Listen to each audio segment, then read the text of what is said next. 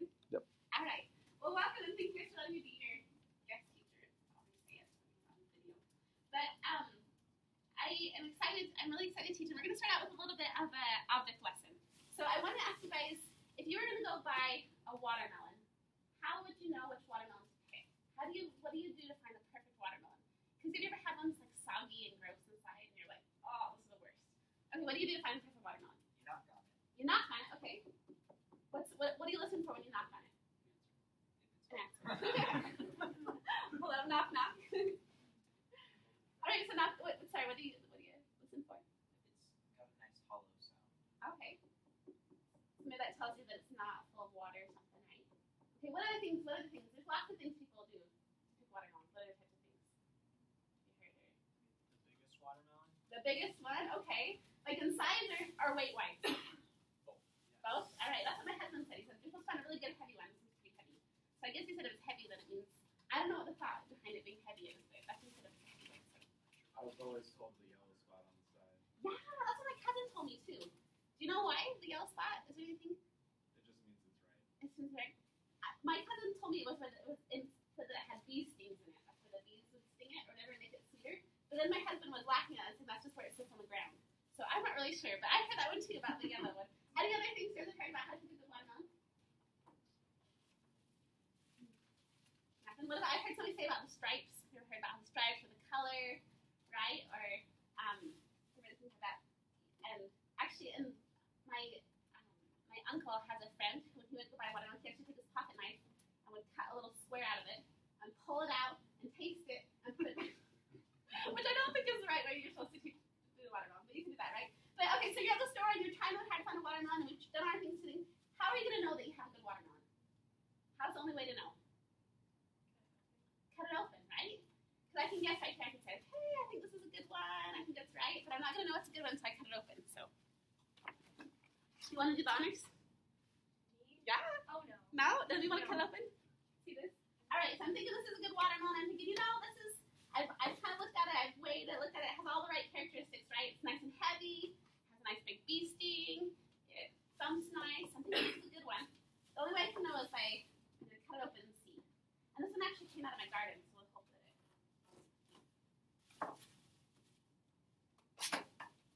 Yeah? That's pretty good, right?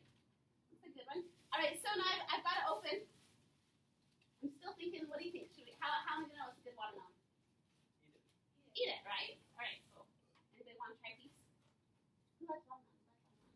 You can try a piece. Tell us a good one. I won't give you a huge piece. I'll take that. All right. Probably like new napkins. I'll get you a napkin real fast. Oh yeah, here's a plate. We'll get you a plate.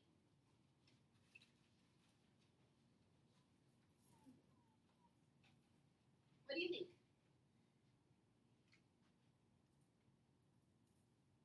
Yeah, it's good. All right. She's tasted it. She's experienced it, right? So now she says, oh, tastes good. So besides just, being an advocate watermelon, today's lesson topic is on missionary work. So I want you to think for a minute how my analogy of a watermelon and choosing the right watermelon might apply to missionary work. What are some of your thoughts?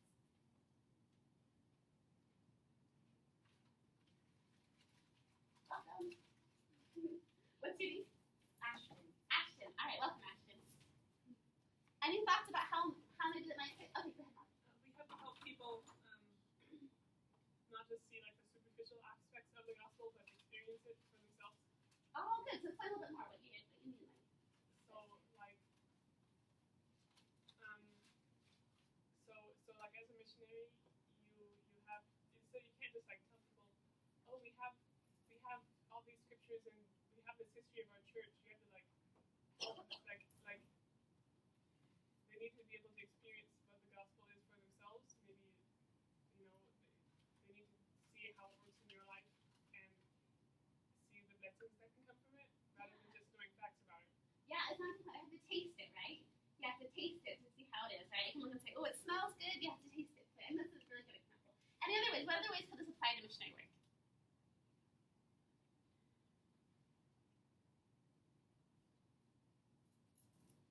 Oh, okay. Wait, back here. Okay. Here in the Okay. It's just like the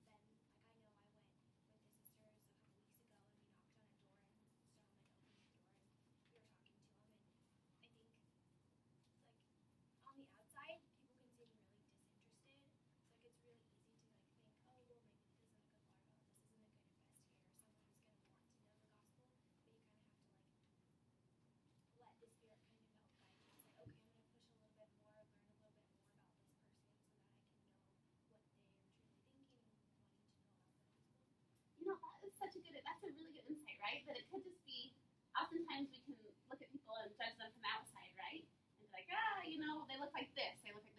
But it's not until you crack them open that you see what's inside, right? And see what things. So, yeah, that's good, right? You gotta crack them open and see what's inside, and maybe taste them a little bit too, right? Get to know them, not just superficially get to know them and see different things. Have you guys ever met people before that are like that? Kind of like where people you wouldn't have thought, and then you crack them open, and you're like, whoa. I'm just like nod your head over there. So. I have it's kind of a funny story. It started out like in high school. There's this guy that he just wasn't really nice to people, and I first thought, wow, this guy's like a pretty big jerk to people. And then when I like one time he like confronted me about something, and I was like, probably something about like, hey, you got in my way or whatever, and I was like, okay, here you go.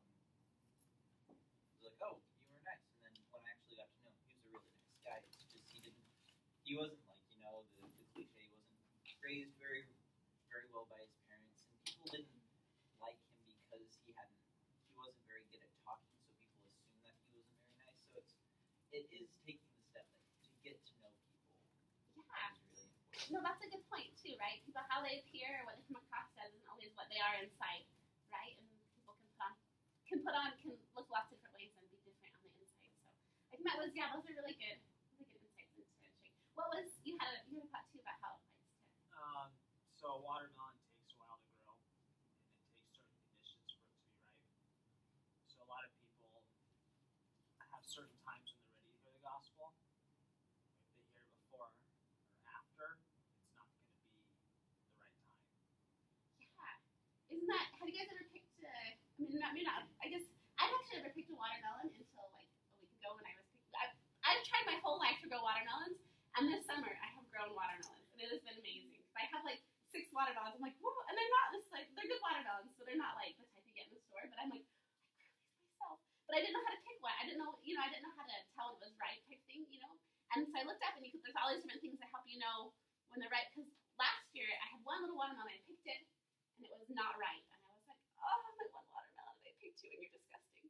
It's so disappointing when you pick it and it's not ready. So you're right. People have different times, right? When they're ready and when they ripen and when the Spirit works in them and perfect. Are there anything else? Any other things or thoughts you've had about how watermelon relates to missionary work? And for those of you that came in late, we're talking about missionary work and watermelon.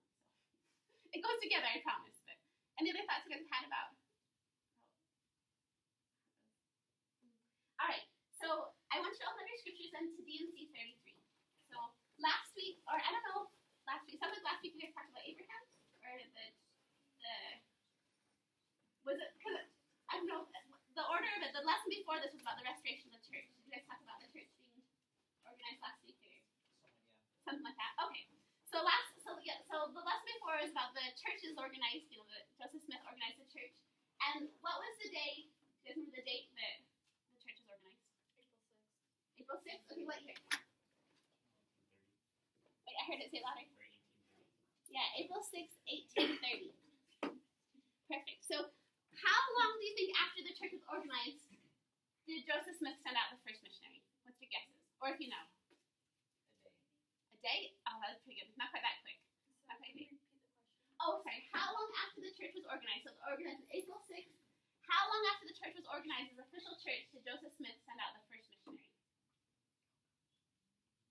We had a day was a good guess. Any other guesses? A week?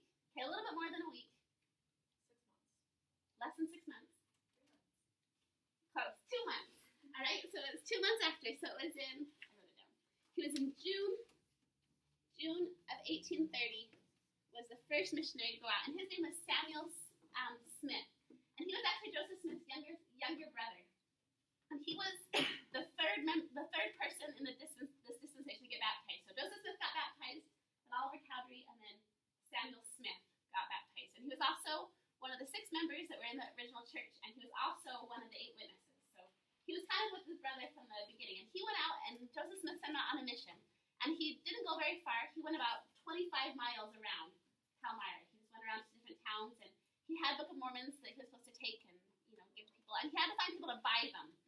And can you imagine it would be a lot different if you try to get your friends to accept the gospel and say, hey, I have a Book of Mormon, but it costs $10. You know, it's hard for sometimes even way now to get people to take them. But it's kind of a hard job, right? He's getting out there, people trying to buy these Book of Mormons, and he goes around and he only gives out 2 Book of Mormons to people. And do you guys know the story? Do you guys know who they end up with? Does one of them go to Brigham Young's family? Yes. So he gives it to the sister of Brigham Young, and she reads it and believes it and gives it to Brigham Young. And then I think Brigham Young, I think a lot of people in his family joined the church because of that. And then the other person is Heber C. Kimball. So Samuel Smith only gave out 2 Book of Mormons, but both of them ended up kind of bringing a lot of people into the church. So I thought that was really interesting that it wasn't very long right after the organization of the church that they sent out missionaries. And besides the obvious reason that a church that's new needs more members, and the way to get more members is to go ask people to be in your church, why do you think that Joseph Smith sent out a missionary just 2 months after the church was organized?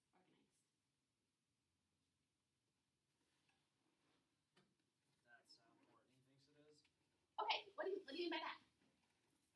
So, something you hear a lot in the churches about missionary work, like constantly, it's one of, like the core doctrines that are taught is missionary work. So, it's a fundamental part of the church, even from the beginning. Yeah, that's good. And why is it a fundamental part of the church? What is it that is so important about missionary work? Because we want everyone to return to the Heavenly Father, and we believe that this is the only way. Right, because you're right, it's a foundation, right? This is the important thing, everybody's got to return in that part of it. Perfect, that's awesome. Okay, yeah, go ahead. Yeah, if people don't hear about it, they're not gonna know. So especially when the church was first starting, the only way to get people to come is through missionary work. You have to preach it and teach people. So And get them to hear about it and to know what's happened, right? Different things.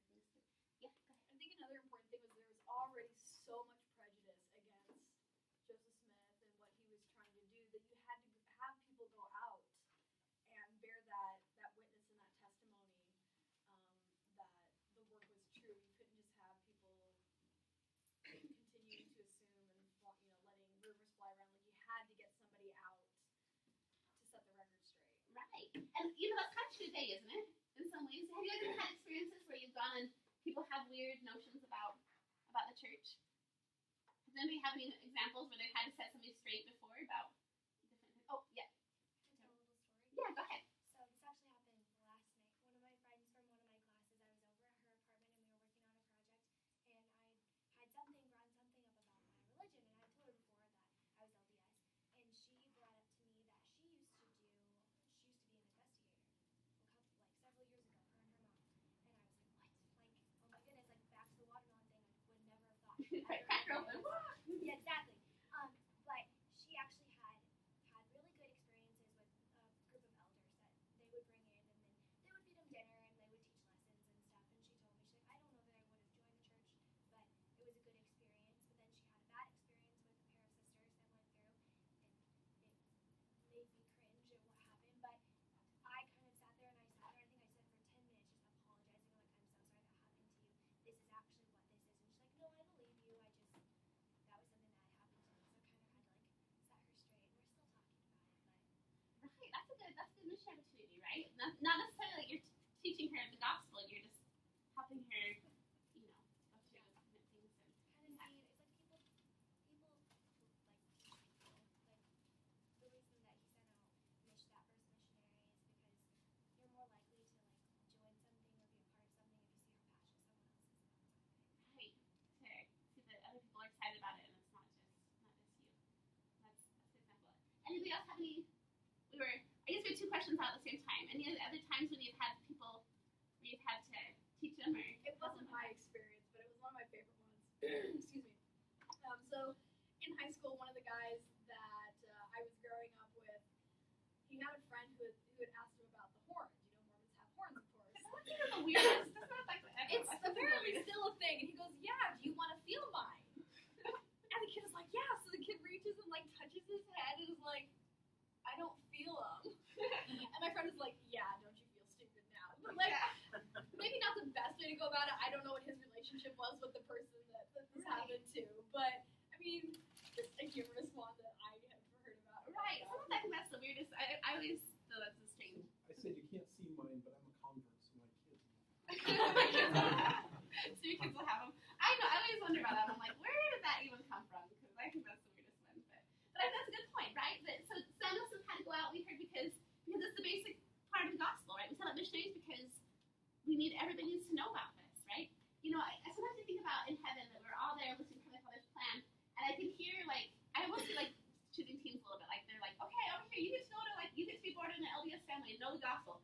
Yay! And somebody's like, well, you're gonna end up in like, the Philippines in this little tiny town where you're never, and they're like, oh, and so you kind of see like that, right? How's that person gonna be like, okay, I want to go to Earth if I'm never gonna hear about the gospel, I'm never gonna hear about the plan. And God's promises is that every single one of His children that were with Him in the pre-existence is gonna have a chance to hear that plan, right? And either we're gonna find them on the earth and we're gonna go teach them, or when they get to the spirit world, right, they'll be sought after. You think about the people that lived in the Middle Ages, right? That time there's not even gospels on the earth, and so there's people that will go and will go into that. The other thing I think is interesting too is that remember Joseph Smith was giving back a restoration of the gospel, right? So he's restoring everything. And when Christ, actually here, turn to it real fast. It's in Matthew. I'm trying my scripture. This is like the biggest piece of paper ever. I got this out of my thing and I was like, woo, the paper. So I have a big piece of paper with all my notes on it. Okay, so it's Matthew 28:19. So turn that real fast in the New Testament, and we'll read that. This is what Christ. This is the mandate that Christ gave His apostles, and it's right before he's been resurrected, and he is just about to go up to heaven, and this is what he tells them to do. So it's Matthew 28:19 through 20. Does anybody have that would read it? Oh, thank you, Tyler. Go ye therefore and teach all nations, baptizing them in the name of the Father, and of the Son, and of the Holy Ghost, teaching them to observe all things whatsoever I have commanded you, and lo, I am with you always, even unto the end of the world. Amen. So what is it that Jesus was telling His disciples right there at the beginning of the To go out and teach them the things that He's taught them. right, to be missionaries, right? To go out there and then the rest of the New Testament, basically after the Gospels, is all the missionaries, right? Is all the missionary letters. So we have Paul that goes out, and Acts and Hebrews, and all those are the missionary things that go out there too. So, all right. Okay, so now turn back to D&C 33, and we'll get into D&C 33. So this is so D&C 33 is a revelation given to Ezra Thayer and Northrop Sweet, and I think that's the coolest name, Northrop Sweet. That could be like a character in a book or something, right? Like a children's book, Northrop Sweet. But it's interesting because if you notice in the Doctrine and Covenants, as you go through and study it, there's lots of revelations where Joseph Smith will give a revelation for somebody. And people used to come to Joseph Smith. This is right at the beginning of the church, so it's October 1830. So this is a couple months after it's been organized. And people would come to Joseph Smith and say, I just joined the church and I want to know what the Lord wants me to do. And I want you to ask Him. And nowadays we kind of would look at that and say, well, why don't you just go ask Him yourself, right? Because we just know that if you want to know something that the Lord wants you to do, you just go and you pray about it, and the Lord will tell you. But at the beginning of the church, they didn't quite understand that concept yet. But they're still thinking, okay, Joseph Smith, we're going to go ask him, and he's going to tell me what to do. And so Joseph is seeking revelation for people. And so this is what the Lord has in store for Ezra and Northrop. So let's read verses 1 through 3. Does anybody have that bit that you want to read? I'll read. Okay, perfect. And as he reads that, just look for what it is the instructions that the Lord is giving him. Behold, I say unto you, my servants Ezra and Northrop, open ye your ears and hearken to the voice of the Lord your God, whose word is quick and powerful, sharper than a two-edged sword, to the dividing asunder of the joints and marrow, soul and spirit, and is a discerner of the thoughts and intents of the heart. For verily, verily, I say unto you, that ye are called to lift up your voices as the sound of a trump, to declare my gospel unto a crooked and perverse generation. For behold, the field is white, ready to harvest, and it is the 11th hour, and the last time that I shall call laborers into my vineyard. Awesome. So what is it that he's telling them that he wants them to go do? Go teach the gospel. Yeah. Right? To go be missionaries. And he uses some different analogies. So let's just try to look on the board real fast. What are some of the analogies that he uses about missionary work here? Oh, this is a weird. Okay, what are some? So he has a couple of them in those verses. What are some of the analogies that he uses to describe missionary work? Trumpeting. trump. What other ones does he say? A field. A field. And how is the field? Because it's ripe and ready to harvest. Okay, ripe. Ready to harvest.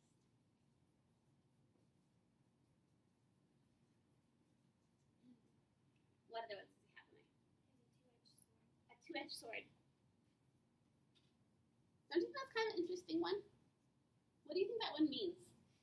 A two-edged sword. Because it says, what does it say? A two-edged sword that divides asunder, right? The dividing of joints and marrow, soul and spirit. What is that? What are your thoughts about what that means? Well, a lot of times when you say two-edged sword, it can almost be like a negative thing, but I think here it's almost like it makes me think of like a two-way street. Like you give something and you get something kind of thing. So if you share the gospel,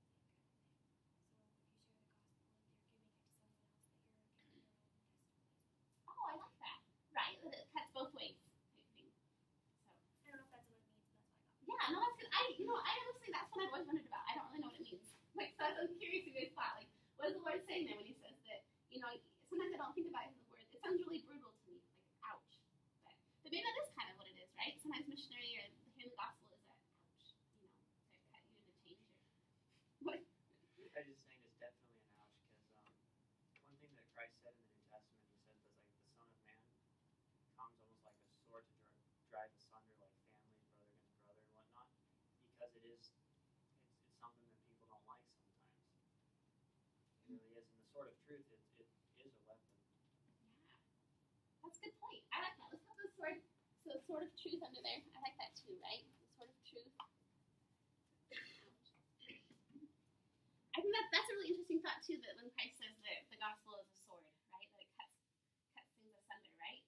And that's any other thoughts about what that? Those are good thoughts. Sorry, No, no, good. It's good. Do also like it talks about how it asunders the joints and marrow or soul and spirit. So like it cuts through lies, like it cuts through like I don't know, because the gospel is stronger than anything negative out there. So it's gonna cut through those trials. It's gonna help you get through things. It's gonna help you push away the bad thoughts that Satan sends you, that sort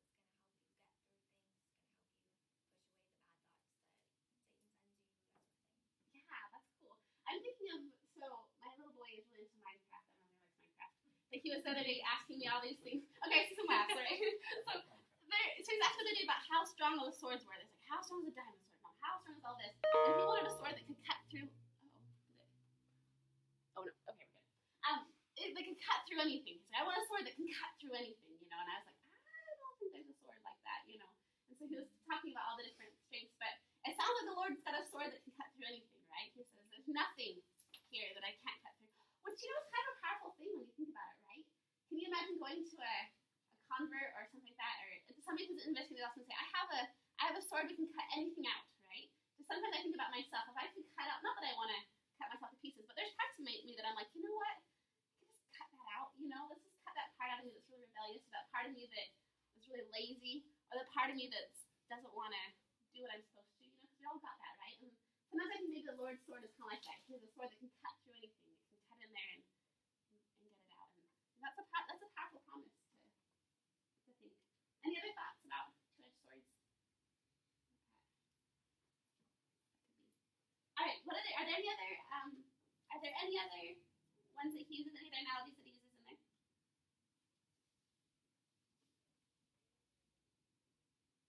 Laborers in the vineyard. All right, got vineyard, right? So did I spell field wrong?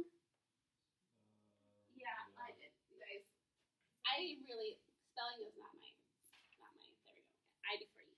Okay, so a vineyard, and what does he say about the vineyard? That it's the last time he's going to call laborers. Yeah, last time, right? Last time. So it's getting to be fall right now, right? Does anybody have a garden? Do they plant? Their parents have a garden? Yeah. So what is happening in the garden about this time of year? Well, some of like the stuff that you plant in the summer is dying off, and then like you have like your potatoes are starting to grow and your pumpkins are starting to come out more. Right. So some stuff is dying, some stuff is coming. And pretty soon it's going to be cold. You're going to want to get it all in, right? You don't want to leave it out there. So the Lord's kind of saying, getting towards the end, right? We want to bring it all in. We want to get everything. This is the last time I'm going to think about the garden. Hey, welcome, Zane. Gonna be out there doing it. So awesome. Okay, let's see if there's any other ones. And he also says the 11th hour, right? The 11th hour. And sometimes I wonder about the 11th hour, right? I think if that was the 11th hours back in Joseph Smith's time, are we like 11:45? Are we like 11:50? You know, where are we at? Like on the how close are we to midnight? You know, I don't know. I guess we'll see. But you always kind of wonder that, right? So that was like 200 years ago when Joseph Smith was saying the 11th hour. You know, but how long are things with God? I'm not quite sure. So. Okay, so he has these. So the Lord is kind of hastening his work. He's saying, all right, we're going to get out there, we're going to do our missionary work. And he says we're looking for somebody specific. So I want you to look let's look in verse 6. And tell us who we're looking for. What we're supposed to be gathering into safety. And just, would somebody read verse 6 that has it? Oh, perfect. And even so will I gather mine elect from the four quarters of the earth, even as many as will believe in me and hearken unto my voice. So who are we looking for? The elect, right? And what do you think that means when he says we're looking for the elect? Well, he defines it in the verse. He says, whoever will hear his voice and hear his word and hearken unto his voice. Yeah. So he defines who he's talking about. Okay, so those who are hear his voice and hearken, right? So hear and believe. Perfect. So that's kind of, I like that. I hadn't actually picked that up. He defines it right there in this thing. Because I often have thought sometimes, I'm like, well, that's kind of not fair, right? We're just looking for the special people. Like, God has certain ones, and it's like, you are the elect. And we're just looking for, certain people that are going to, but basically you're elected because you choose yourself, right? Because you're going to hear and you're going to hearken and you're going to believe to follow the Lord. And, I just lost my thought. What's my question? But I think, if you think about that, right? If you think about the Lord is sending us out to look for the elect of his children. And those are the ones that are going to listen and believe. And sometimes I think that takes a lot of the stress out of missionary work. Because I feel like sometimes the stress of missionary work is being like, okay, I've got to find this person and I've got to convince them that the gospel is true, right? I got to find you and I got to teach you that this all is right. But that's what the Lord is saying, right? He's not telling us that we need to go out and we need to convince people. He's just telling us to go out and find people that are ready to listen and are going to listen and believe. And I feel like that kind of takes a little bit of the stress out of it, right?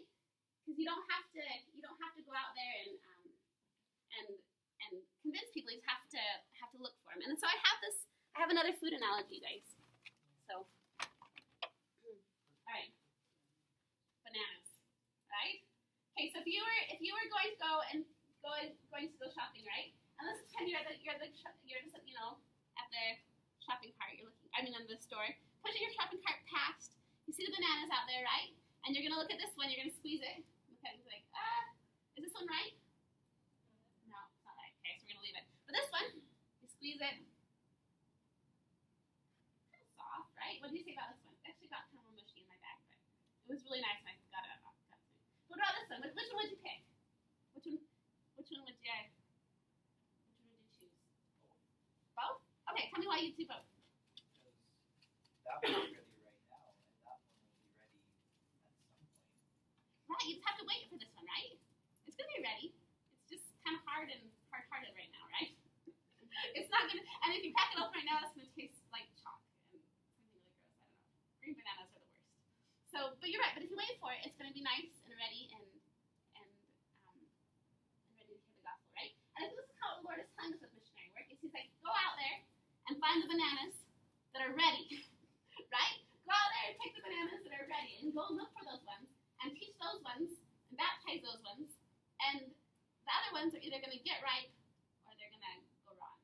Right? They're going to be ready or they're going to go rotten and they're going to look out there. So as I was thinking about this lesson of missionary work, I was kind of feeling a little guilty because I really love talking about missionary work. But I'll be very honest and say that I have never, ever in my entire life, did it go away? Oh well. We got enough of it, that'll be fine.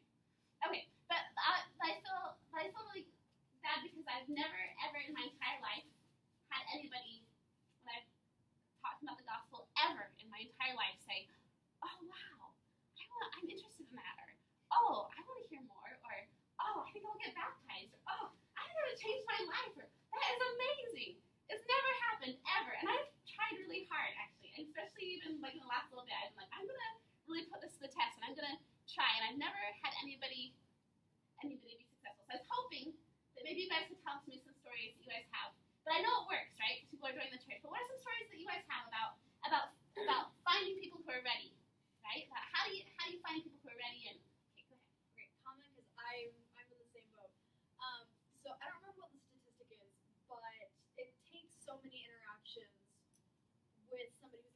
church generally before people are willing to be, listen to the missionaries, to be baptized. So we all want to be that 6th or 7th, 8th person, whatever it is. We all want to be that person that they're like, yeah, I'm the reason, like, I introduced the gospel to them.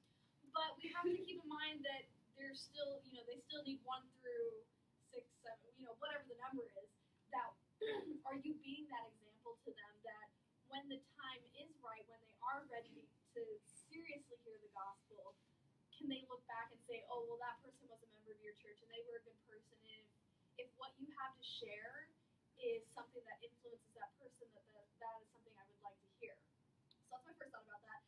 My second thought is I had a religion teacher one time say that we are only commanded to preach the gospel, to invite people to come unto Christ. They have their agency then to choose whether or not they will accept that invitation. So just by sharing the gospel and by, putting yourself out there and teaching people, you have been successful whether or not you convert a single person in your life. Thank you. I like that reminder a lot because sometimes I feel like such a big failure. Like I have this friend who, oh my goodness, she is like so ripe. Like I look at her, I'm like, you just don't even know how much you need the gospel, and you just don't even know. I mean, she follows. She drinks coffee and a little bit of wine. But other than that, like she pretty much follows all the standards and everything. And she just is like, she already has like the hard things that people have, word of wisdom things she'd be totally fine on, And she's just like searching, and she even told me that she's like, yeah, I think that I really want to get baptized, but it doesn't quite feel right to have my pastor do it. I'm like, okay, let me tell you, like this is right, it's not right, And I feel like I want to take her and like dump everything into me, But thank you, I appreciate that. Sometimes just being that right, but I'm just there repeating it and telling her, and I have no doubt in my mind. I even had dreams about her, guys. It's the weirdest thing. Like I had a dream that I was at the temple, and I turned around and there she was in white. No, she wanted to go in the temple, and she's like, oh, you can't go in like that.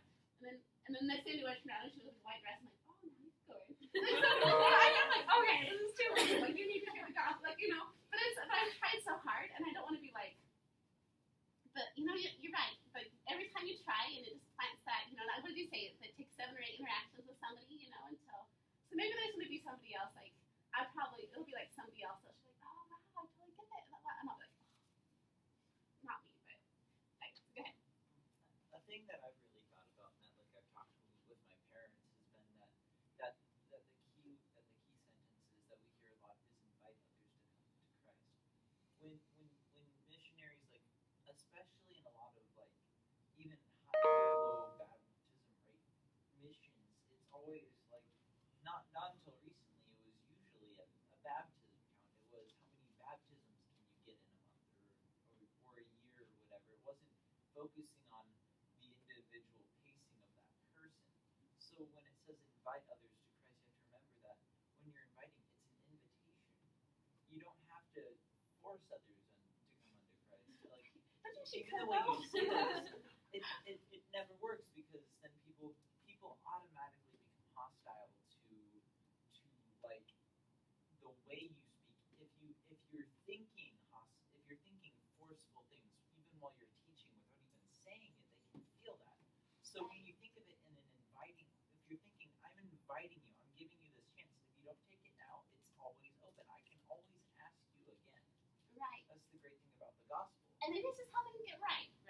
Maybe it's just, I don't know what helps bananas get right, but there's something that happens to them, right? So maybe those types of invitations are just the things that, and actually I was thinking, I have this, have you guys ever got like people that try to sell you things like telemarketers or like people that try to do it, and lots of times the first time you do it, you're like, ugh, stop. I have a friend that sold Mary Kay. Maybe there's some boys in here.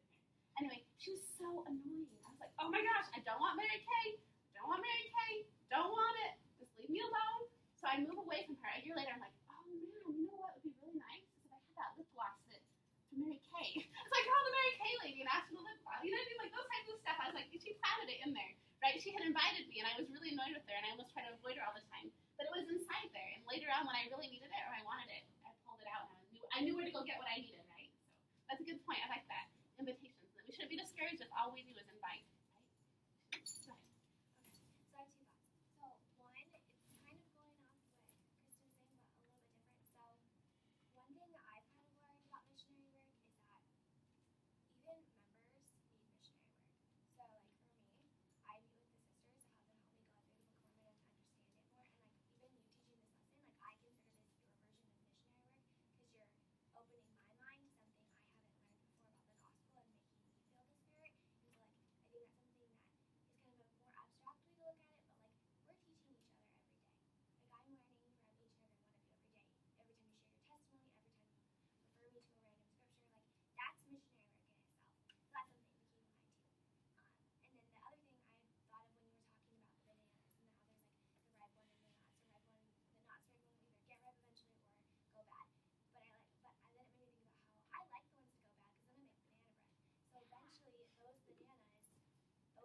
people that are maybe away from it can come back.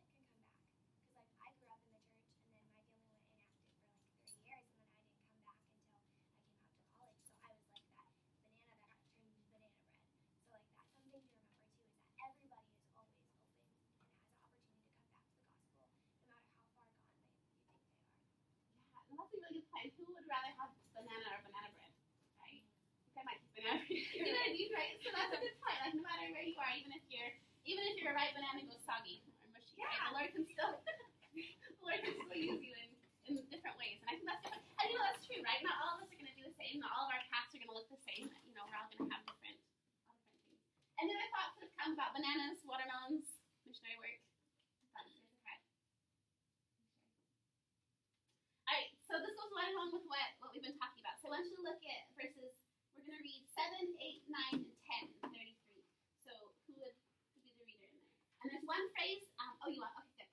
And there's one phrase in there that's repeated 3 times, and I want you to look at it. And if you have your scriptures, you might even want to circle it or underline it or whatever you do to mark it, because it's kind of a neat thing. So go ahead and, 7 through 10. Yea, verily, verily, I say unto you, that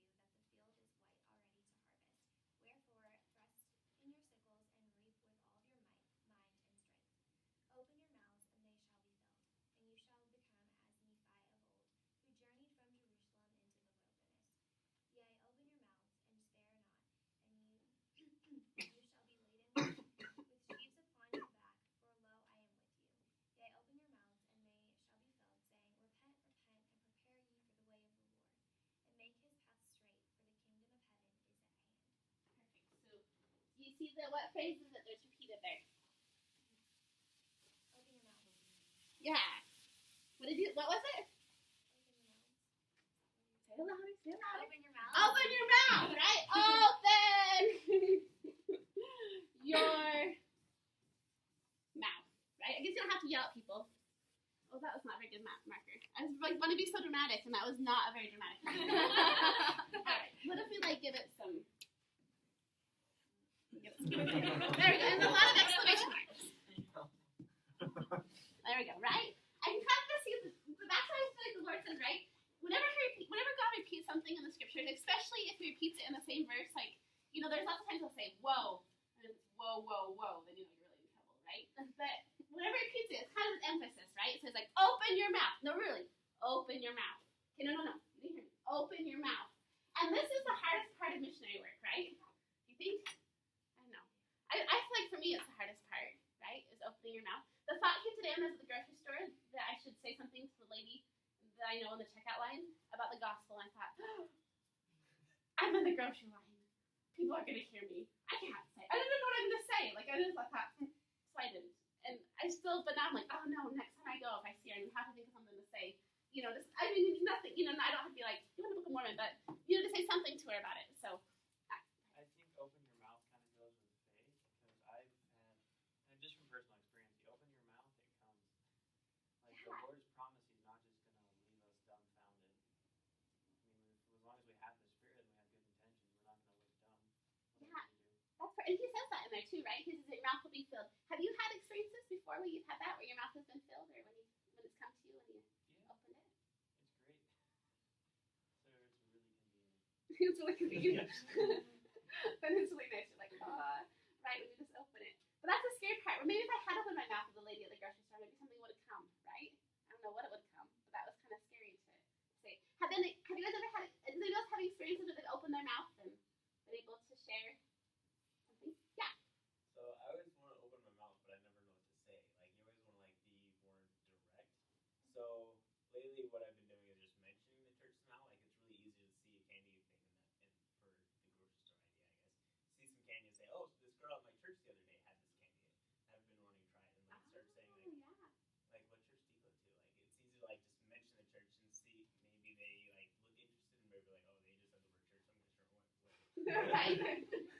It's easy to just say something about your church, or I don't know. That's a good point, right? That's not so hard just to mention, or what did you do this weekend? Instead of being well, I went to then you'd say, yeah, I went to a missionary farewell, or things like that have church words in it. That's a good point, right? Not to be afraid of using the words and saying it.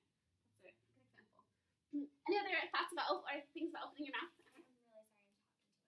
Oh, it's okay. But one thing that kind of made me think of is like we do a lot of service, and Heavenly Father really emphasizes service. So like opening your mouth to like help other people, like offering your time or whatever you can offer to someone is kind of its own way, because usually the Spirit will be with you, and that other people can feel that as well. Yeah, right. You might say, open your mouth and then go and do what I tell you. Listen to, right? Like go and do it. And I think that's true. He gives you promptings, and you just gotta go and follow him. And lots of times, sometimes you don't know the reason why you're going or what you're doing, but and I find it's almost easier for me because I've done that one more often. Like I'm like, I don't know why I'm going here, but I'm gonna go over here and I'm gonna do this, and I'm like, oh wow, that was awesome. But I guess maybe I haven't put it to the test enough to open my mouth and have those words come. But anybody else have experiences with opening your mouth or not opening your mouth? All right, well, I want you guys, just for a little bit, I want you to turn, maybe group together, like so if you have your table 3 or 2s, and I want you to talk about maybe some ideas that have come as we talk about missionary work. If there's somebody that's come to mind or some sort of experience, I want to just talk, and I want you to think maybe about a way that you, in the next couple of weeks or days or, even, soon, that maybe you could open your mouth. There's something that's kind of come to you. So just talk about people that you thought about that you could open your mouth to, or things that you could do to open your mouth and be a better missionary, or just because I know us, we've been sitting here, I'm sure that I feel like whenever I talk about missionary, there's always something that comes to mind, right? The Lord, whenever you're talking about missionary, He puts people in your mind or things like that. So I want you to just kind of talk and see if there's anything that anybody or anything that's kind of come as you guys have been talking about. So go ahead. You guys go ahead. And you want to come over here and join?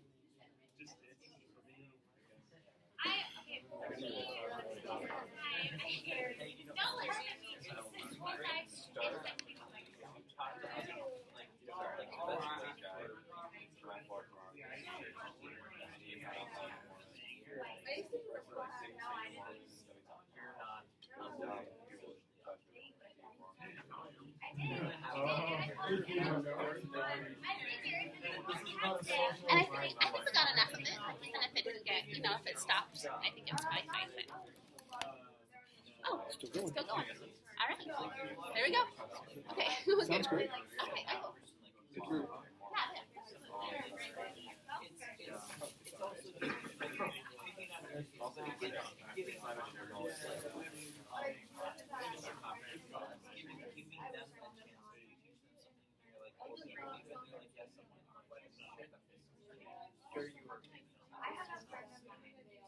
Not easy to talk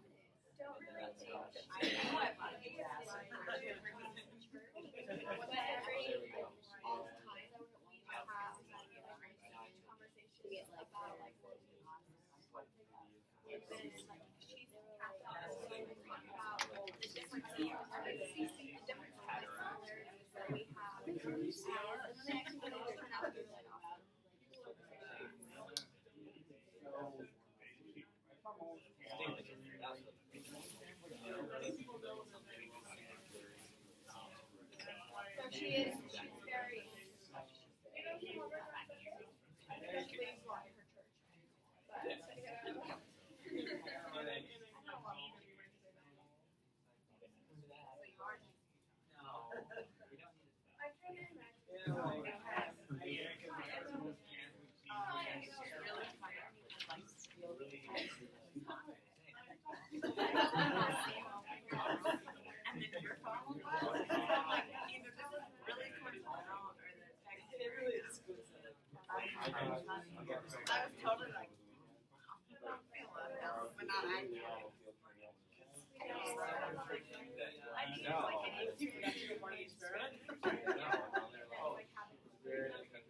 Okay, maybe just like 30 more seconds to talk about it.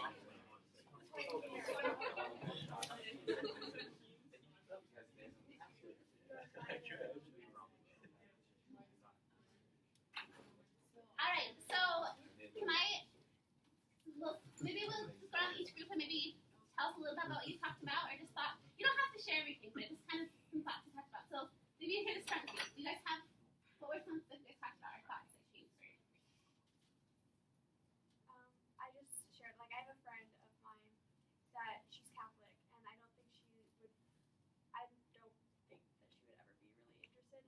church, but all the time we have conversations about our beliefs and like how our beliefs are similar and how they're different, and they just turn out to be these really cool, and like you can even feel a spirit in those like conversations that we have because they're so like we're so passionate about what each other believes in, and so I think that's What an awesome thing to have a conversation, right, with somebody of another faith where you feel the Spirit. Like, if the world could do more of that, we'd have a pretty great world.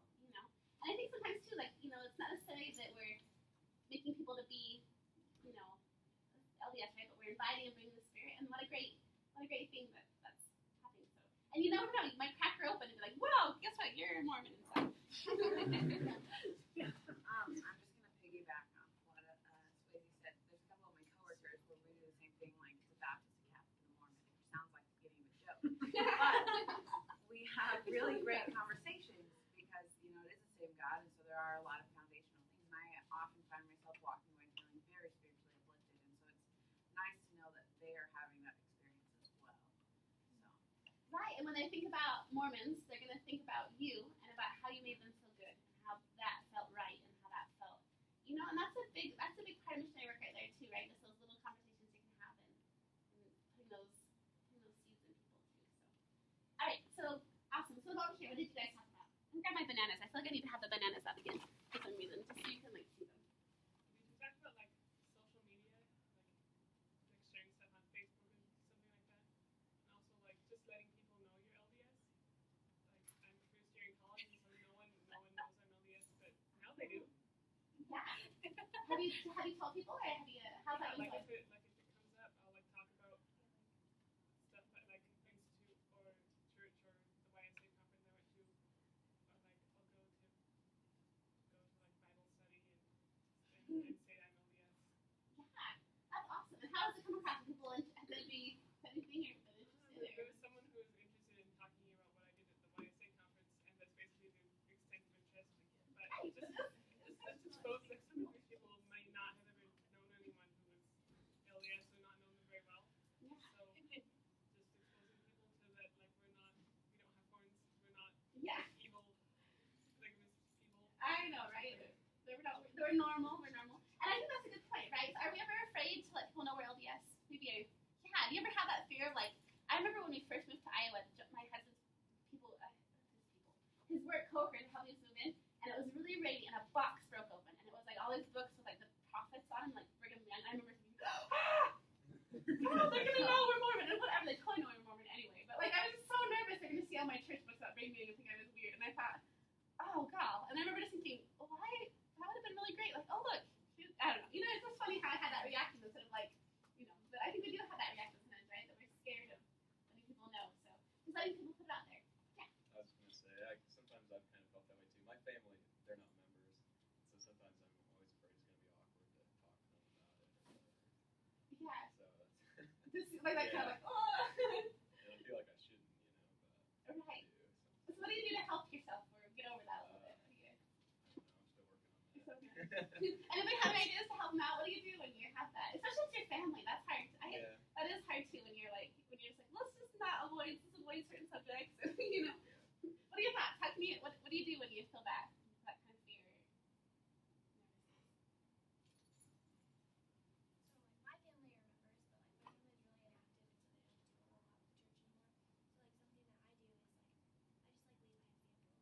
I just like lead by example, like not necessarily even talking specifically about like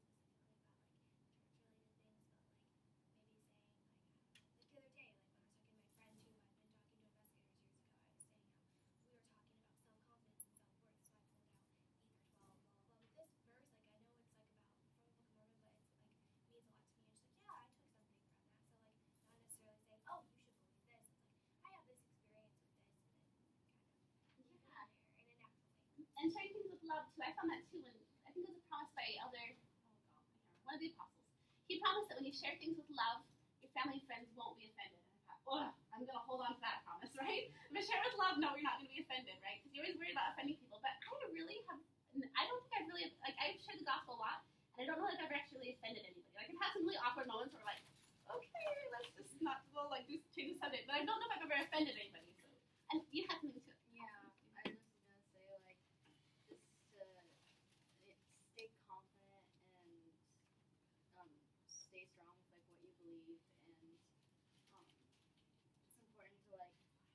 my family's not members of the church either, and I know that like I talk about how it makes me feel, and they can see the difference in like my entire attitude and personality, and it's kind of like struck them that it's bettering me and everything like that. So it's just kind of cool. But yeah, just. Well, I like that you tell them how it makes you feel. Because people can argue with you about doctrine, they can argue with you about history, but they can't argue with you about how you feel, right? And you can say, this is how I feel, and this makes my life happy, and it makes it good, and and that's not, nobody can really argue with that, right? That's something you just wears a testimony. Did you have a comment back here too? Yeah. You laughed. I saw your hand kind of go up, so I wasn't sure if you. I have a couple comments. Okay, good. So, I'll just make one. So I was sitting, I had this civil engineering banquet. So there's some kids I just met, because I just came back in January. So like I'm still getting to know people in college and everything. So these kids in a couple of my classes were with a group of tables, and they always like to go drink, and they always want me to go to like Mug Thursday or whatever it's called. But yeah, whatever it's called. And so It's a good thing you don't know what it's called. Yeah. So they were like, so he was like, "Oh, you're gonna come drinking with us?" And I was like, "No."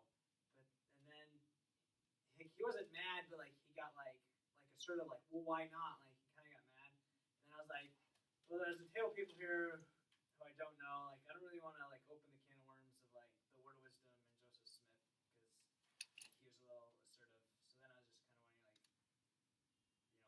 is there a better way or something to handle that? I just said like I don't like it and I don't do it, but I didn't go on further. Because it was kind of like he was like jumping down my throat because I don't drink. And you're in like so a social setting. You're right, like, so I didn't want to just start, here's the weird guy. Weird one. Right, and then go the whole John time. Smith again.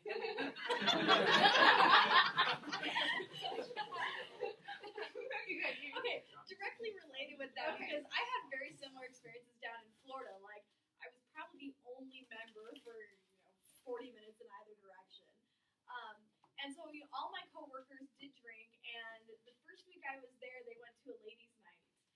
Free drinks for all the ladies from like 6 to 7 or whatever. And I didn't go, and the next day everyone was like, "Where were you last night?" Like all offended that I hadn't gone out to ladies' night. I was like, "Well, I don't drink, so I didn't see the point." But it turns out it was like at an outdoor bar restaurant type thing where they had live music and stuff like that. And so I decided that I was just gonna go. I don't have to drink. And one time, one of my coworkers did turn to me and she was like, "Why don't you drink?" Just like very curious because I was obviously the only one at the table not partaking of free drinks. And I just told her, I was like, "It's for religious reasons." And I left it at that. I figured if she wanted to know more, I could explain more. So I didn't know her as well, so I just left it at that. And if she wanted to know more, she could come ask me. But then with one of my roommates, because both of the girls that I roomed with, didn't have a problem drinking. And so I explained to her a little bit more, I knew her a little bit better, and, just talking to her about the word of wisdom, and I wasn't going to get bogged down to the details of caffeine or whatever else. Right. I just said, our prophets who we, see as a spokesman for the Lord or whatever, have told us, asked us, commanded us, whatever word you want to use, not to drink alcohol, and, leave it at that. So I think for you, it will depend on your relationship with the person. Like if he's jumping down your throat, I would just say I don't drink for religious reasons or personal reasons, whatever, and just leave it at that. Because, not that you have to be afraid to, talk about the word of wisdom, but you also don't want to give people a reason to attack you. Like if they genuinely want to know, they will ask you. But you also don't want to create a situation that could be confrontational and then create that negative experience. Right, for them with to look something against, else. Right, that's true. And that's the situation we do have follow spirit too, I think. But, I don't want to continue the drinking specifically too long. We can probably go on with the recap. But I feel like people think it's weird to have religious reasons. Like, I normally, religious reasons are one of the many reasons I don't drink. But I think it's just a waste of money, brain cells, and memories. So, it seems like a lot of people would be able to understand that better. So maybe that's an easier way to describe just that it's not good. I know a lot of people who don't drink and they're not members just because they don't like it. They don't like the taste of it and they don't like how they feel afterwards. So but most people aren't that smart, I guess. But you know, it is interesting to think about every time you have a situation that instead of viewing it as like a, I have to hide and I want to just crawl into the corner and don't look at me, think of it as an opportunity. Like, how can I turn this into a missionary experience? Even in a little way, you know, in different types of ways. Like, kind of that, you know, different types of things too. I think, you know, instead of, we can, you know, use those experiences sometimes to have those too. Did you have a? I was just going to mention that sometimes just like within the Mormon culture, we put such like a taboo on anything to deal with drinking at all. But the reality of the situation is a lot of our friends, like the word of wisdom is a fairly new commandment. And it really only pertains to people that are part of the covenant or our members.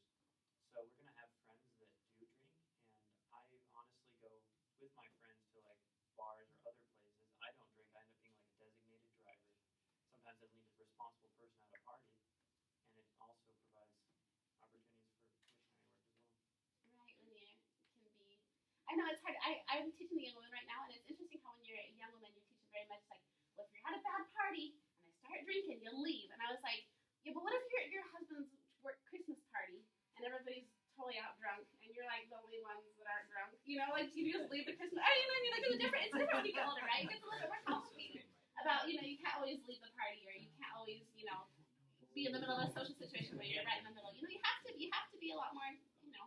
And there are members of the church, there are members that aren't part of it. You know, there's people who are non-members, but there are responsible drinkers. So there's like, it's not a good idea to go to somewhere like maybe a frat party. I would not suggest that.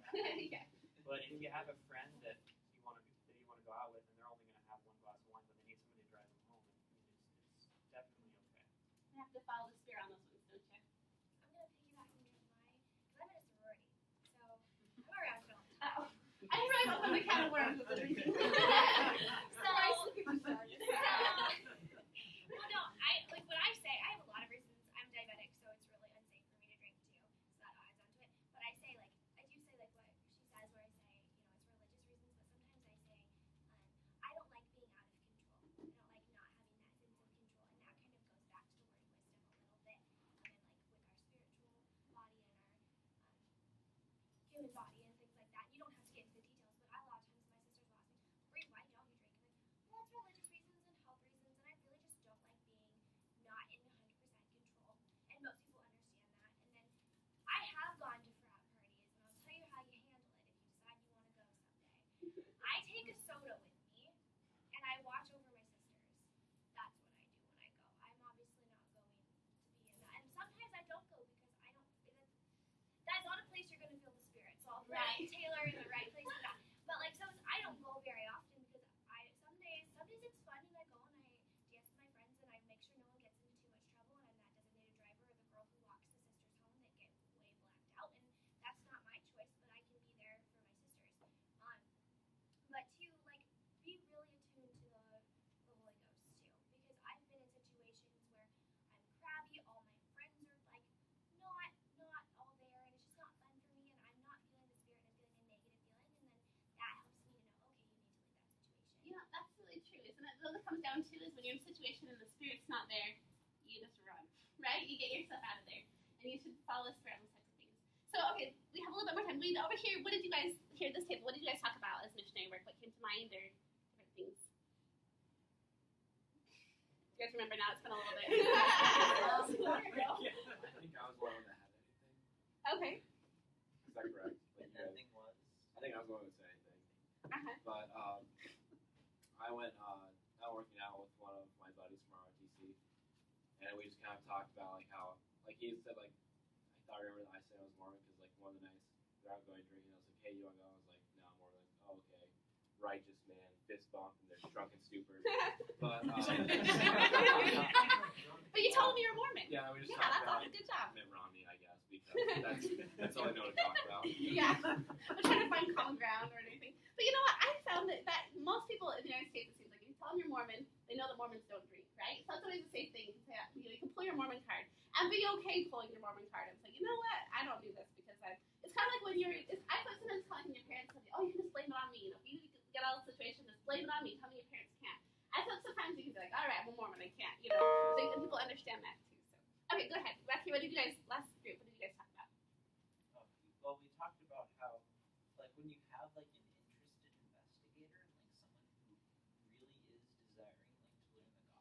best thing for them to do for them is to tell them to share what they have learned to their friends and family, even before they're baptized or before they're fully converted. Just say, share what you share the positive things you've had, share what you think you want to share with your friends that has really impacted your life.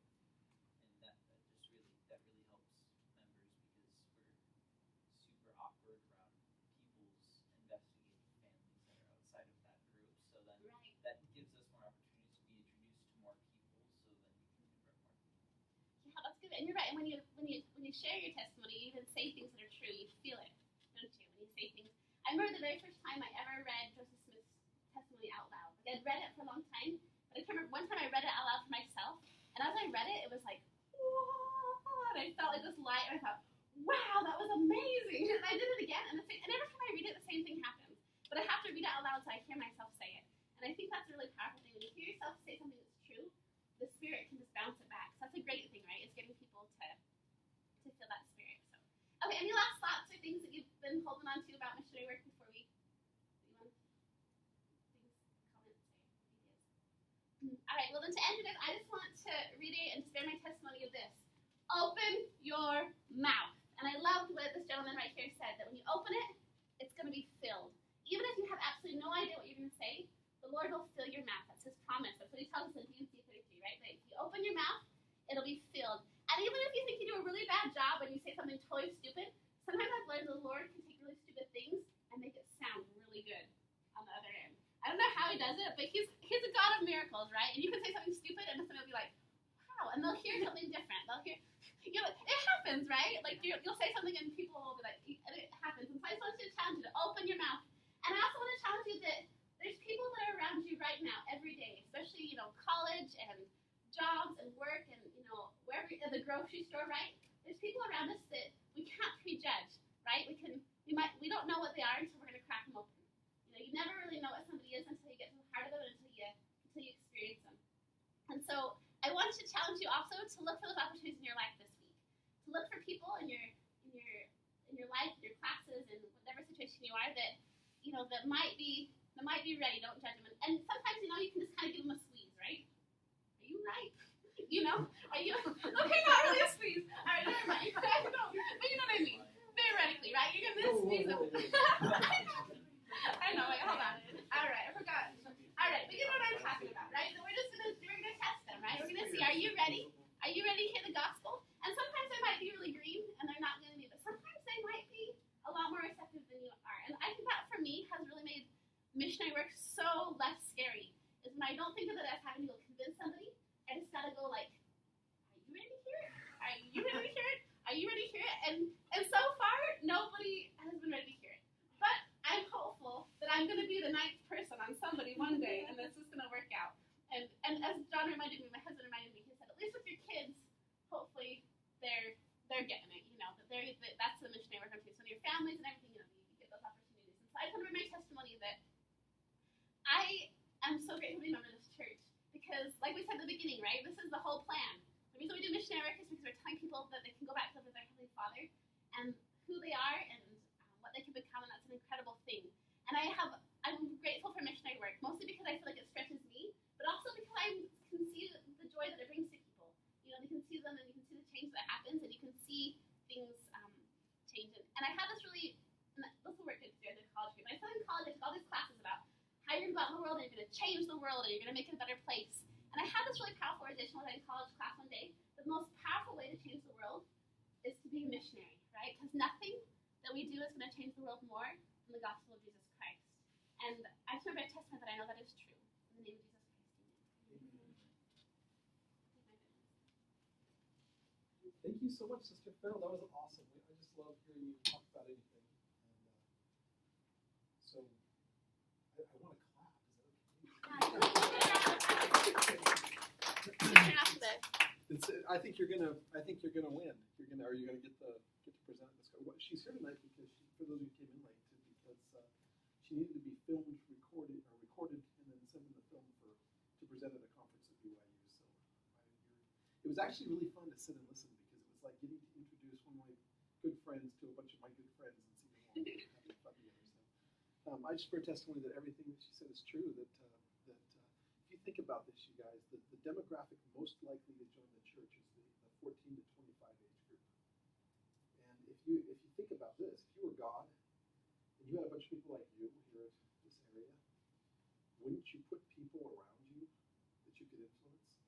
And I just really believe that if you start to believe that, and then every morning just in your prayer, just ask Him to show you who you can lift, and then do it. Watch what will happen. And in fact, maybe we'll start next week's lesson with reports from anything you may have noticed, right?